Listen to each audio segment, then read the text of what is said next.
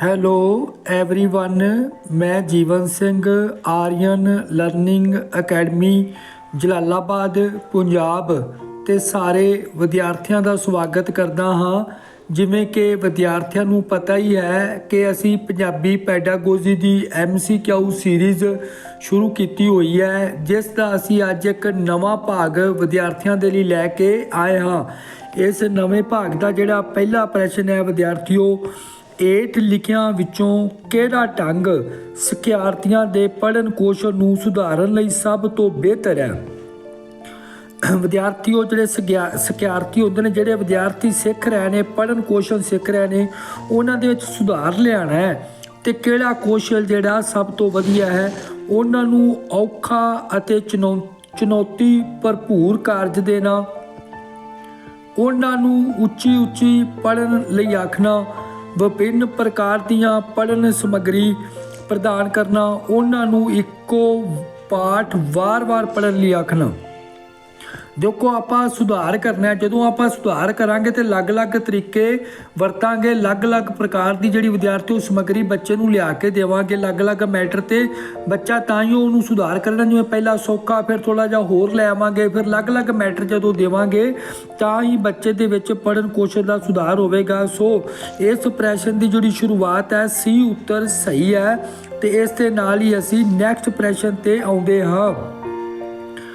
Next ਪ੍ਰਸ਼ਨ ਤੁਹਾਡੇ ਸਾਹਮਣੇ ਹੈ, ਕਿਸੇ ਵਿਅਕਤੀ ਵੱਲੋਂ ਬੋਲਦੇ ਅਤੇ ਲਿਖਦੇ ਹੋਏ ਸਹਿਜੇ ਹੀ ਵਰਤੇ ਜਾਣ ਵਾਲੇ ਸ਼ਬਦਾਂ ਨੂੰ ਕੀ ਕਿਹਾ ਜਾਂਦਾ ਹੈ? ਕਿਰਿਆਸ਼ੀਲ ਸ਼ਬਦਾਵਲੀ, ਅਕਿਰਿਆਸ਼ੀਲ ਸ਼ਬਦਾਵਲੀ, ਪ੍ਰਤੱਖ ਸ਼ਬਦਾਵਲੀ, ਅਪ੍ਰਤੱਖ ਸ਼ਬਦਾਵਲੀ। ਦੇਖੋ ਵਿਦਿਆਰਥੀਓ, ਕਿਸੇ ਵਿਅਕਤੀ ਵੱਲੋਂ ਬੋਲਦੇ ਅਤੇ ਲਿਖਦੇ ਹੋਏ ਸਹਿਜੇ ਹੀ ਵਰਤੇ ਜਾਣ ਵਾਲਾ ਜਿਹੜੇ ਸ਼ਬਦ ਹੁੰਦੇ ਨੇ, ਅਸੀਂ ਉਹਨੂੰ ਕਿਰਿਆਸ਼ੀਲ ਕਹਿੰਦੇ ਹਾਂ, ਕਿਉਂਕਿ ਲਿਖਦੇ ਹੋਏ ਉਹ ਵਰਤਦਾ ਤੇ ਕਿਰਿਆਸ਼ੀਲ ਹੋ ਗਿਆ। ਜਦੋਂ ਅਸੀਂ ਦੋਨੇ ਕੰਮ ਕਰਦੇ ਹਾਂ ਤੇ ਉਦੋਂ ਜਿਹੜਾ ਹੁੰਦਾ ਕਿਰਿਆਸ਼ੀਲ ਹੁੰਦਾ। ਸੋ ਇਸ ਪ੍ਰਸ਼ਨ ਦਾ ਉੱਤਰ A ਠੀਕ ਹੈ। ਇਸ ਦੇ ਨਾਲ ਹੀ ਵਿਦਿਆਰਥੀਓ ਅਸੀਂ ਨੈਕਸਟ ਪ੍ਰਸ਼ਨ ਤੇ ਆਉਂਦੇ ਹਾਂ, ਜੋ ਕਿ ਤੁਹਾਡੇ ਸਾਹਮਣੇ ਹੈ। ਮਾਇਆ ਆਪਣੀ ਜਮਾਤ ਵਿੱਚ ਕਵਿਤਾ ਸੰਬੰਧੀ ਵਿਚਾਰ ਵਟਾਂਦਰਾ ਕਰਨ ਤੋਂ ਪਹਿਲਾਂ ਉਸ ਕਵਿਤਾ ਦਾ 2-3 ਵਾਰ ਪਾਠ ਕਰਦੀ ਹੈ। ਜਿਹਾ ਕਰਨ ਦਾ ਪ੍ਰਮੁੱਖ ਉਦੇਸ਼ ਹੈ। ਮਾਇਆ ਦਾ ਕੀ ਉਦੇਸ਼ ਹੈ? ਸਿਖਿਆਰਥੀ ਨੂੰ ਦਰੁਸਤ ਕਾਫੀਆਂ ਰਦੀਫ ਦੀ ਪਛਾਣ ਕਰਾਉਣਾ, ਕਾਵ ਸੰਵੇਦਨਾ ਪੈਦਾ ਕਰਨਾ, ਜਿਸ ਨਾਲ ਸਿਖਿਆਰਥੀ ਅਰਥਾਂ ਦਾ ਅੰਦਾਜ਼ਾ ਲਗਾ ਸਕਣ, ਸਹੀ ਉਚਾਰਨ, ਸੁਰ, ਲਹਿਰ ਅਤੇ ਪਿੱਚ ਪੈਟਰਨ ਸਿਖਾਉਣਾ, ਸਿਖਿਆਰਥੀ ਭਿੰਨ ਅਲੰਕਾਰਾਂ ਦੀ ਪਛਾਣ ਕਰ ਸਕਣ। ਦੇਖੋ, ਮਾਇਆ ਆਪਣੀ ਜਮਾਤ ਵਿੱਚ ਕਵਿਤਾ ਦਾ ਕਰ ਰਹੀ, ਕਵਿਤਾ ਸੰਬੰਧੀ ਵਿਚਾਰ ਵਟਾਂਦਰਾ ਕਰ ਰਹੀ ਹੈ ਇੱਕ ਦੂਜੇ ਦੇ ਨਾਲ। ਉਹ ਕਵਿਤਾ ਨੂੰ 2-3 ਵਾਰ ਪੜ੍ਹ ਵੀ ਰਹੀ ਹੈ।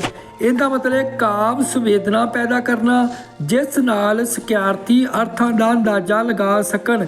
ਇਸ ਵਿੱਚ ਸਾਰਾ ਹੀ ਆ ਜਾਂਦਾ ਕਾਵ ਸੰਵੇਦਨਾ। ਸੋ ਇਸ ਪ੍ਰਸ਼ਨ ਦਾ B ਉੱਤਰ ਹੈ। ਇਸ ਦੇ ਨਾਲ ਹੀ ਵਿਦਿਆਰਥੀਓ ਅਸੀਂ ਨੈਕਸਟ ਪ੍ਰਸ਼ਨ ਤੇ ਆਉਂਦੇ ਹਾਂ। ਭਾਸ਼ਾ ਅਖਤਿਆਰ ਕਰਨ ਦਾ ਸਭ ਤੋਂ ਅਹਿਮ ਢੰਗ ਹੈ। ਦੇਖੋ ਵਿਦਿਆਰਥੀਓ, ਇਸ ਬਾਰੇ ਮੈਂ ਜਿੰਨੀ ਵੀ ਆਪਾਂ ਪੰਜਾਬੀ ਪੈਡਾਗੋਜੀ ਕੀਤੀ ਹੈ, ਮੈਂ ਵਿਦਿਆਰਥੀਆਂ ਨੂੰ ਦੱਸਿਆ ਸੀ ਕਿ ਹਮੇਸ਼ਾ ਕੁਦਰਤੀ ਵਾਤਾਵਰਨ ਯਾਦ ਰੱਖਣਾ, ਠੀਕ ਹੈ ਨਾ। ਭਾਸ਼ਾ ਹਮੇਸ਼ਾ ਹੀ ਕੁਦਰਤੀ ਵਾਤਾਵਰਨ ਦੇ ਵਿੱਚ ਹੀ ਜਿਹੜਾ ਵਧੀਆ ਆਪਾਂ ਨੂੰ ਸਮਝ ਆਉਂਦੀ ਹੈ, ਕਿਉਂਕਿ ਇਸ ਨਾਲ ਅਸੀਂ ਸਿੱਖ ਜਾਂਦੇ ਹਾਂ ਬਿਨਾਂ ਨਿਯਮਾਂ ਤੋਂ, ਠੀਕ ਹੈ ਨਾ। ਇਹਦਾ ਪਹਿਲਾ ਉੱਤਰ ਹੀ ਦਿੱਤਾ ਹੈ, ਉਸ ਨੂੰ ਕੁਦਰਤੀ ਵਾਤਾਵਰਨ ਦੇ ਵਿੱਚ ਸੁਣਨਾ, ਉਚਿਤ ਸਮੱਗਰੀ ਪੜ੍ਹਨਾ, ਵਿਆਕਰਨਿਕ ਸੰਰਚਨਾਵਾਂ ਨੂੰ ਸਿੱਖਣਾ, ਜਮਾਤ ਵਿੱਚ ਉਪਚਾਰਿਕ ਅਧਿਐਨ, ਕਿਉਂਕਿ ਭਾਸ਼ਾ ਅਖਤਿਆਰ ਕਰਨਾ ਹੈ। ਭਾਸ਼ਾ ਅਖਤਿਆਰ ਦੇ ਵਿੱਚ ਵਿਆਕਰਨ ਨਿਯਮਾਂ ਦਾ ਇੰਨਾ ਮਹੱਤਵ ਨਹੀਂ ਹੁੰਦਾ। ਸੋ ਇਸ ਦਾ ਮਤਲਬ ਹੈ ਇਹ ਸਹੀ ਹੈ, ਉਸ ਨੂੰ ਕੁਦਰਤੀ ਵਾਤਾਵਰਨ ਵਿੱਚ ਸੁਣਨਾ, ਠੀਕ ਹੈ ਵਿਦਿਆਰਥੀਓ। ਇਸ ਦੇ ਨਾਲ ਹੀ ਵਿਦਿਆਰਥੀਓ ਅਸੀਂ ਨੈਕਸਟ ਪ੍ਰਸ਼ਨ ਤੇ ਆਉਂਦੇ ਹਾਂ।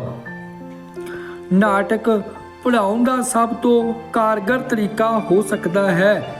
A ਆਪਸ਼ਨ, ਵਿਦਿਆਰਥੀਆਂ ਨੂੰ ਨਾਟਕ ਦੀ ਕਹਾਣੀ ਸਮਝਣ ਲਈ ਕਈ ਵਾਰ ਨਾਟਕ ਦਾ ਚੁੱਪਚਾਪ ਪਾਠ ਕਰਵਾਉਣਾ, ਵਿਦਿਆਰਥੀਆਂ ਨੂੰ ਨਾਟਕ ਦਾ ਮੰਚਨ ਕਰਨ ਲਈ ਉਤਸ਼ਾਹਿਤ ਕਰਨਾ, ਵਿਦਿਆਰਥੀਆਂ ਦੀ ਸਮਝ ਨੂੰ ਪਰਖਣ ਲਈ ਕਈ ਪ੍ਰਸ਼ਨ ਪੁੱਛੇ ਜਾਣਾ, ਨਾਟਕ ਦੀ ਥੀਮ ਅਤੇ ਸ਼ਬਦਾਵਲੀ ਤੇ ਪ੍ਰਸ਼ਨ ਤਿਆਰ ਕਰਨਾ। ਵਿਦਿਆਰਥੀਓ, ਇਸ ਪ੍ਰਸ਼ਨ ਬਾਰੇ ਵੀ ਤੁਹਾਨੂੰ ਪਹਿਲਾਂ ਕਈ ਵਾਰੀ ਤੁਹਾਡੇ ਨਾਲ ਵਿਚਾਰ ਵਟਾਂਦਰਾ ਅਸੀਂ ਕੀਤਾ, ਕਈ ਵਾਰੀ ਡਿਸਕਸ਼ਨ ਹੋਇਆ ਇਸ ਪ੍ਰਸ਼ਨ ਤੇ। ਜਦੋਂ ਵੀ ਨਾਟਕ ਦੀ ਗੱਲ ਆ ਜਾਂਦੀ, ਨਾਟਕ ਹਮੇਸ਼ਾ ਹੀ ਰੰਗ ਮੰਚਨ ਤੇ ਖੇਡਿਆ ਜਾਂਦਾ ਹੈ, ਸਟੇਜ ਤੇ ਖੇਡਿਆ ਜਾਂਦਾ ਹੈ। ਸੋ ਇਸ ਦਾ ਜਿਹੜਾ ਬੀ ਉੱਤਰ ਬਿਲਕੁਲ ਸਹੀ ਹੈ। ਇਸ ਦੇ ਨਾਲ ਹੀ ਵਿਦਿਆਰਥੀਓ ਅਸੀਂ ਨੈਕਸਟ ਪ੍ਰਸ਼ਨ ਤੇ ਆਉਂਦੇ ਹਾਂ, ਤੇ ਇੰਨੀ ਦੇਰ ਦੇ ਵਿੱਚ ਤੁਸੀਂ ਜਿਹੜਾ ਇਸ ਵੀਡੀਓ ਨੂੰ ਲਾਈਕ ਕਰੋ ਤੇ ਸ਼ੇਅਰ ਕਰੋ। ਨੈਕਸਟ ਪ੍ਰਸ਼ਨ ਤੁਹਾਡੇ ਸਾਹਮਣੇ ਹੈ ਅਧਿਆਪਕ ਲਈ। ਭਾਸ਼ਾ ਦੀ ਜਮਾਤ ਵਿੱਚ ਵਿਦਿਆਰਥੀਆਂ ਦੀ ਦਿਲਚਸਪੀ ਬਣਾਏ ਰੱਖਣ ਵਾਸਤੇ ਸਭ ਤੋਂ ਕਾਰਗਰ ਰਣਨੀਤੀ ਹੋਣੀ ਚਾਹੀਦੀ ਹੈ। ਤੁਸੀਂ ਵੀ ਅਧਿਆਪਕ ਬਣਨਾ ਹੈ ਵਿਦਿਆਰਥੀਓ। ਇਹਦੇ ਵਿੱਚ ਜਿਹੜਾ ਆਪਾਂ ਵਿਦਿਆਰਥੀ ਸਾਡੇ ਨਾਲ ਜੁੜੇ ਰਹਿਣ, ਉਹ ਇੰਟਰਸਟਡ ਹੋਣ, ਸਾਨੂੰ ਸੁਣਨ ਦੇ ਲਈ ਵੀ ਉਹਨਾਂ ਦੇ ਵਿੱਚ ਦਿਲਚਸਪੀ ਹੋਵੇ। ਤੇ ਇਸ ਦੇ ਵਿੱਚ ਸਭ ਤੋਂ ਕਾਰਗਰ ਰਣਨੀਤੀ ਤੁਸੀਂ ਕੀ ਤਿਆਰ ਕਰੋਗੇ? ਕਾਲੇ ਫੱਟੇ ਦੀ ਬਹੁਤ ਜ਼ਿਆਦਾ ਵਰਤੋਂ ਕਰਨਾ। ਅੱਜ ਕੱਲ੍ਹ ਤਾਂ ਕਾਲਾ ਫੱਟਾ ਲੋਪ ਹੁੰਦਾ ਜਾ ਰਿਹਾ ਹੈ। ਜਦ ਵੀ ਸੰਭਵ ਹੋਵੇ ਵਿਚਾਰ ਵਟਾਂਦਰਾ ਕਰਨਾ, ਇਹ ਵੀ ਨਹੀਂ। ਜਦ ਵੀ ਸੰਭਵ ਦਾ ਕੀ ਮਤਲਬ ਹੈ? ਕਲਾਸ ਤਾਂ ਆਪਣੀ ਲੱਗੀ ਹੈ, ਵਿਸ਼ੇ ਨੂੰ ਉਹਨਾਂ ਦੀਆਂ ਜੀਵਨ ਸਥਿਤੀਆਂ ਨਾਲ ਸੰਬੰਧਿਤ ਕਰਨਾ, ਬਹੁਤ ਸਾਰੇ ਸਵਾਲ ਪੁੱਛਣਾ। ਦੇਖੋ ਵਿਦਿਆਰਥੀਓ, ਹਮੇਸ਼ਾ ਹੀ ਅਸੀਂ ਜਿਹੜਾ ਜਦੋਂ ਕੋਈ ਪੜ੍ਹਾਈ ਦਾ ਜਿਹੜਾ ਐਜੂਕੇਸ਼ਨ ਜਾਂ ਭਾਸ਼ਾ ਦਾ ਮਤਲਬ ਹੀ ਹੈ ਵੀ ਅਸੀਂ ਉਸ ਨੂੰ ਜਿਹੜਾ ਜੀਵਨ ਦੇ ਨਾਲ ਜੋੜਨਾ, ਤਾਂ ਕਿ ਉਹ ਇੱਕ ਨਵਾਂ ਤਜਰਬਾ ਦੇ ਤੌਰ 'ਤੇ ਆਪਣੀਆਂ ਜਿਹੜੀਆਂ ਸਮੱਸਿਆ ਦਾ ਹੱਲ ਵੀ ਕਰ ਸਕੇ। ਸੋ ਜਦੋਂ ਵਿਦਿਆਰਥੀ ਨੂੰ ਉਸਦੀ ਪਰਸਨਲ ਲਾਈਫ ਦੇ ਨਾਲ ਜੋੜ ਦਿੱਤਾ ਜਾਵੇਗਾ ਤੇ ਉਹ ਜਿਹੜਾ ਉਤਸ਼ਾਹਿਤ ਵੀ ਹੋਵੇਗਾ ਤੇ ਉਹ ਧਿਆਨ ਨਾਲ ਸੁਣੇਗਾ ਵੀ। ਇਸ ਤਰ੍ਹਾਂ ਜਿਹੜਾ ਹੈਗਾ ਸੀ ਜਿਹੜਾ ਹੈਗਾ ਆਪਸ਼ਨ ਬਿਲਕੁਲ ਸਹੀ ਉੱਤਰ ਹੈ ਇਸ ਪ੍ਰਸ਼ਨ ਦਾ। ਇਸ ਦੇ ਨਾਲ ਹੀ ਵਿਦਿਆਰਥੀਓ ਅਸੀਂ ਨੈਕਸਟ ਪ੍ਰਸ਼ਨ ਤੇ ਆਉਂਦੇ ਹਾਂ। ਇਹਨਾਂ ਵਿੱਚੋਂ ਕਿਹੜਾ ਕਥਨ ਗਲਤ ਹੈ? ਭਾਸ਼ਾ ਦੇ ਬੁਨਿਆਦੀ ਗਿਆਨ ਦੇ ਵਿਕਾਸ ਲਈ ਵਿਆਕਰਨ ਇੱਕ ਸੰਦ ਹੈ। ਭਾਸ਼ਾ ਦਾ ਕਾਰਜ ਅਭਿਵਿਅਕਤੀ ਹੈ। ਭਾਸ਼ਾ ਅਤੇ ਵਿਚਾਰ ਅੰਤਰ ਨਿਰਭਰ ਹਨ। ਭਾਸ਼ਾ ਦੀਆਂ ਪਾਠ ਪੁਸਤਕਾਂ ਅਧਿਆਪਕ ਵਾਸਤੇ ਸੰਦਰਭ ਬਿੰਦੂ ਹੁੰਦੀਆਂ ਹਨ। ਦੇਖੋ ਵਿਦਿਆਰਥੀਓ, ਜਿਹੜਾ ਭਾਸ਼ਾ ਦੇ ਬੁਨਿਆਦੀ ਗਿਆਨ ਦੇ ਵਿਕਾਸ ਲਈ ਵਿਆਕਰਨ ਇੱਕ ਸੰਦ ਹੈ, ਇਹ ਸੰਦ ਨਹੀਂ ਗਾ ਵਿਆਕਰਨ। ਸੋ ਇਹ ਜਿਹੜਾ ਹੈਗਾ ਗਲਤ ਹੈ। ਦੇਖੋ ਭਾਸ਼ਾ ਦਾ ਕਾਰਜ ਅਭਿਵਿਅਕਤੀ ਹੈ, ਇਹ ਸਹੀ ਹੈ। ਭਾਸ਼ਾ ਅਤੇ ਵਿਚਾਰ ਅੰਤਰ ਨਿਰਭਰ ਹਨ, ਇਹ ਵੀ ਠੀਕ ਹੈ। ਭਾਸ਼ਾ ਦੀਆਂ ਪਾਠ ਪੁਸਤਕਾਂ ਅਧਿਆਪਕਾਂ ਵਾਸਤੇ ਸੰਦਰਭ ਬਿੰਦੂ ਹੁੰਦੀਆਂ ਹਨ। ਸੋ ਇੱਥੇ ਜਿਹੜਾ ਪ੍ਰਸ਼ਨ ਦੇ ਮੁਤਾਬਕ ਜਿਹੜਾ ਉੱਤਰ ਹੈ ਉਹ ਜਿਹੜਾ ਇਹ ਬਿਲਕੁਲ ਜਿਹੜਾ ਹੈਗਾ ਸਹੀ ਹੈ। ਠੀਕ ਹੈ ਵਿਦਿਆਰਥੀਓ, ਇਸ ਦੀ ਆਪਸ਼ਨ ਕਿਹੜੀ ਹੈ? ਏ। ਇਸ ਦੇ ਨਾਲ ਹੀ ਵਿਦਿਆਰਥੀਓ ਅਸੀਂ ਨੈਕਸਟ ਪ੍ਰਸ਼ਨ ਤੇ ਆਉਂਦੇ ਹਾਂ। ਸਿਖਿਆਰਥੀਆਂ 'ਚ ਪੜ੍ਹਨ ਦੀ ਸਮਝ ਬਣਾਉਣ ਲਈ ਸਭ ਤੋਂ ਵਧੀਆ ਤਰੀਕਾ ਹੁੰਦਾ ਹੈ, ਜਿਹੜੀ ਆਪਾਂ ਪੜ੍ਹਨ ਦੀ ਉਹਨਾਂ ਨੂੰ ਸਮਝ ਆਵੇ, ਇਸ ਦਾ ਸਭ ਤੋਂ ਵਧੀਆ ਤਰੀਕਾ ਕਿਹੜਾ ਹੁੰਦਾ ਹੈ? ਉਹਨਾਂ ਨੂੰ ਸ਼ਬਦਕੋਸ਼ ਵਿੱਚੋਂ ਔਖੇ ਸ਼ਬਦਾਂ ਦੇ ਅਰਥ ਲੱਭਣ ਲਈ ਆਖਣਾ। ਉਹਨਾਂ ਨੂੰ ਚੁੱਪਚਾਪ ਪੜ੍ਹਨ ਅਤੇ ਦਿੱਤੇ ਗਏ ਸਵਾਲਾਂ ਦੇ ਉੱਤਰ ਦੇਣ ਲਈ ਆਖਣਾ। ਉਹਨਾਂ ਨੂੰ ਪੜ੍ਹੀ ਜਾਣ ਵਾਲੀ ਸਤਰ ਉੱਤੇ ਧਿਆਨ ਦੇਣ ਲਈ ਉਸ ਹੇਠਾਂ ਉਂਗਲ ਜਾਂ ਪੈਨਸ਼ਨ ਚਲਾਉਣ ਲਈ ਆਖਣਾ।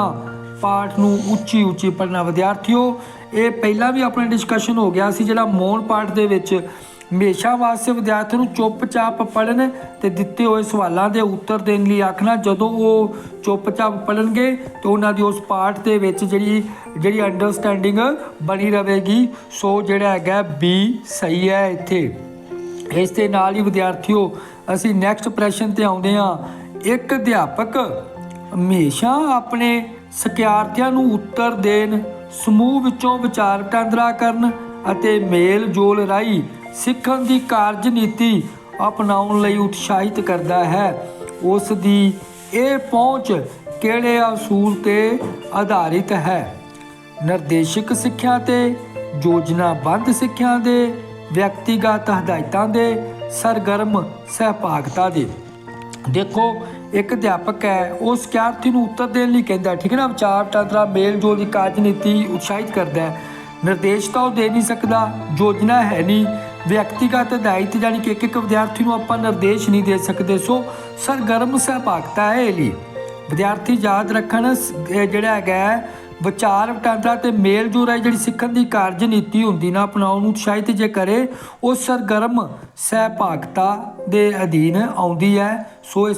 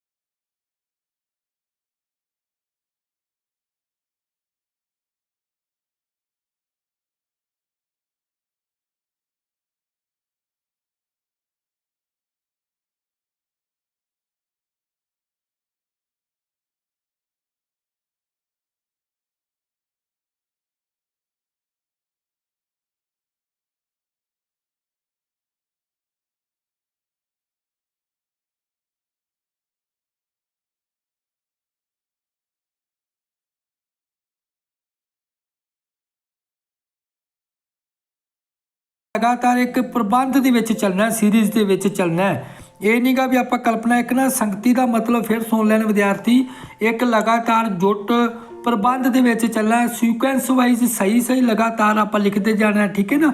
ਇਸ ਨੂੰ ਅਸੀਂ ਸੰਗਤੀ ਆਖਦੇ ਹਾਂ। ਇਸ ਦੇ ਨਾਲ ਹੀ ਵਿਦਿਆਰਥੀਓ ਨੈਕਸਟ ਪ੍ਰਸ਼ਨ ਤੇ ਆਉਂਦੇ ਹਾਂ।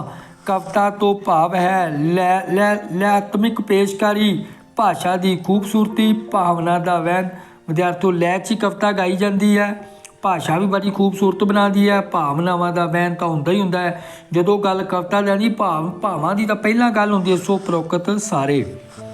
ਇਸ ਦੇ ਨਾਲ ਹੀ ਵਿਦਿਆਰਥੀਓ ਨੈਕਸਟ ਪ੍ਰਸ਼ਨ, ਹੇਠ ਲਿਖਿਆਂ ਵਿੱਚੋਂ ਕਿਹੜਾ ਵਧੀਆ ਲਿਖਤ ਲਈ ਸਭ ਤੋਂ ਘੱਟ ਮਹੱਤਵਪੂਰਨ ਹੈ। ਇੱਥੇ ਵਧੀਆ ਲਿਖਤ ਦੀ ਗੱਲ ਕੀਤੀ ਗਈ ਹੈ। ਉਦੇਸ਼ ਦੀ ਸਮਝ, ਦਿਸ਼ਾ ਦੀ ਸਮਝ, ਇਹ ਤਾਂ ਬੜੇ ਮਹੱਤਵਪੂਰਨ ਨੇ। ਜਦੋਂ ਆਪਾਂ ਵਧੀਆ ਲਿਖਤ ਕਰਾਂਗੇ ਤਾਂ ਉਦੇਸ਼ ਨੂੰ ਸਾਹਮਣੇ ਰੱਖ ਕੇ ਚੱਲਾਂਗੇ, ਦਿਸ਼ਾ ਦਾ ਪਤਾ ਹੋਵੇਗਾ, ਤਰਕ ਦਾ ਮਤਲਬ ਹੁੰਦਾ ਵੀ ਜਿਹੜਾ ਸੱਚ ਤੇ ਜਿੰਨਾ ਆਪਾਂ ਨੇੜੇ ਹੋਵਾਂਗੇ ਓਨਾ ਹੀ ਵਧੀਆ ਲਿਖਤ ਹੋਵੇਗੀ। ਸਰੋਤਿਆਂ ਦੀ ਸਮਝ, ਉਹਦੇ ਵਿੱਚ ਆਪਾਂ ਨੂੰ ਇੰਨਾ ਇੰਟਰਸਟ ਨਹੀਂ, ਸਭ ਤੋਂ ਘੱਟ ਮਹੱਤਵਪੂਰਨ ਜਿਹੜਾ ਸਰੋਤਿਆਂ ਦੀ ਸਮਝ। ਇਸ ਪ੍ਰਸ਼ਨ ਦਾ ਜਿਹੜਾ ਡੀ ਆਪਸ਼ਨ ਸਹੀ ਹੈ। ਇਸ ਦੇ ਨਾਲ ਹੀ ਵਿਦਿਆਰਥੀਓ ਅੱਜ ਦੀ ਇਸ ਵੀਡੀਓ ਦਾ ਭਾਗ ਅਸੀਂ ਇੱਥੇ ਹੀ ਸਮਾਪਤ ਕਰਦੇ ਹਾਂ ਤੇ ਸਾਰੇ ਵਿਦਿਆਰਥੀਆਂ ਨੂੰ ਰਿਕੁਐਸਟ ਕਰਦੇ ਹਾਂ ਕਿ ਉਹ ਇਸ ਵੀਡੀਓ ਨੂੰ ਵੱਧ ਤੋਂ ਵੱਧ ਲਾਈਕ ਕਰਨ, ਸ਼ੇਅਰ ਕਰਨ ਤੇ ਇਸ ਵੀਡੀਓ ਤੇ ਕਮੈਂਟ ਕਰਨ ਤੇ ਨਾਲ ਹੀ ਸਾਨੂੰ ਦੱਸਣ ਉਹਨਾਂ ਨੂੰ ਕਿਸ ਤਰ੍ਹਾਂ ਦੇ MCQ ਸੀਰੀਜ਼ ਦੀ ਲੋੜ ਹੈ। ਅਸੀਂ ਉਸੇ ਤਰ੍ਹਾਂ ਦੇ ਕੁਐਸਚਨ ਉਹਨਾਂ ਦੇ ਲੈ ਕੇ ਆਵਾਂਗੇ। ਹੁਣ ਸਾਰੇ YouTube ਚੈਨਲ ਸਾਡੇ ਨਾਲ ਜੁੜੇ ਵਿਦਿਆਰਥੀਆਂ ਦਾ ਮੈਂ ਧੰਨਵਾਦ ਕਰਦਾ ਹੋਇਆ ਇਸ ਵੀਡੀਓ ਨੂੰ ਇੱਥੇ ਹੀ ਸਮਾਪਤ ਕਰਦਾ ਹਾਂ ਤੇ ਜਿਹੜਾ ਹੈਗਾ ਅੱਗੇ ਇੱਕ ਨਵੇਂ ਪਾਰਟ ਤੋਂ ਫਿਰ ਅਸੀਂ ਮਿਲਾਂਗੇ। ਧੰਨਵਾਦ।